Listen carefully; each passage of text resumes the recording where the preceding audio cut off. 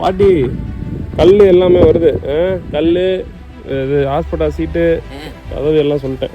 மதுராசை நல்லா ஒன்றிலாம் நான் பால் காய்ச்ச மாட்டேன். வந்து நீ தான் பால் காய்ச்சி பெத்த தாய் மாதிரி நடத்தி வைக்கணும். நீ தான் வந்து காய்ச்சணும். சரி.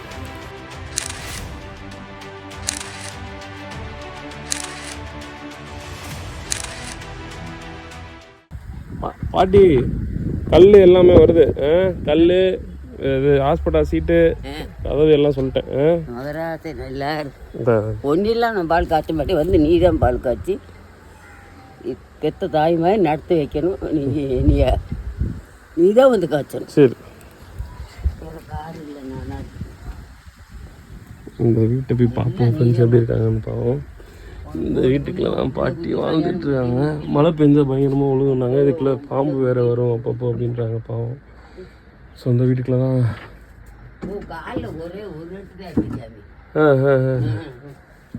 சரி. இப்போ நம்ம இந்த வீட்டை தான் இது பண்ணிட்டு கட்டிக்கலாம்.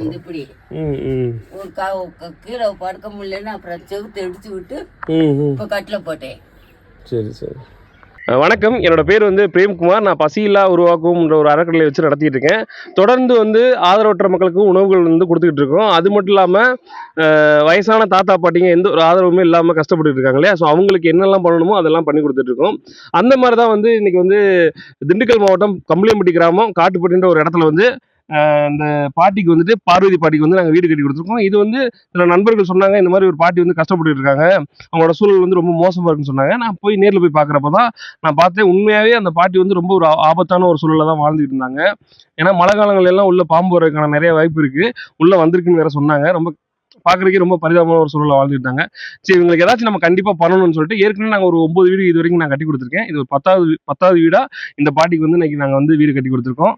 ஸோ இது மட்டும் இல்லாமல் இன்னும் இனி வரும் காலங்களில் கண்டிப்பாக ஆதரவற்ற மக்களுக்கெல்லாம் எங்களால் என்ன உதவிகள் பண்ண முடியுமோ அதை நாங்கள் வந்து இந்த பசியில்லா தேசம் உருவாக்கும் அறக்கட்டளை மூலியமாக தொடர்ந்து நாங்கள் பண்ணுவோம். இந்த வீடு வந்து பார்த்தீங்கன்னா கண்டிப்பாக என்னால் மட்டும் இது முடியலை. இது சில நல்ல உள்ளங்கள், அதாவது குறிப்பாக சித்ரான்னு ஒரு மேடம் இருக்காங்க, ஸோ அவங்களோட பெரிய ஒரு உதவியோட தான் இந்த வீட்டை வந்து நாங்கள் கட்டி முடிச்சிருக்கோம்.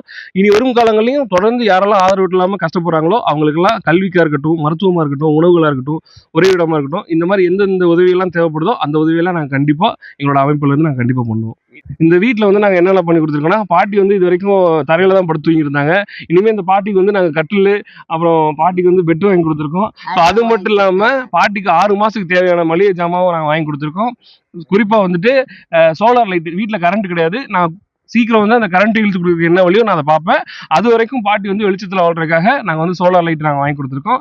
ஸோ தொடர்ந்து வந்து எங்களால் என்ன உதவிகள் பண்ண முடியுமோ அந்த உதவிகளாக நாங்கள் தொடர்ந்து நாங்கள் பண்ணிகிட்டே இருக்கோம்.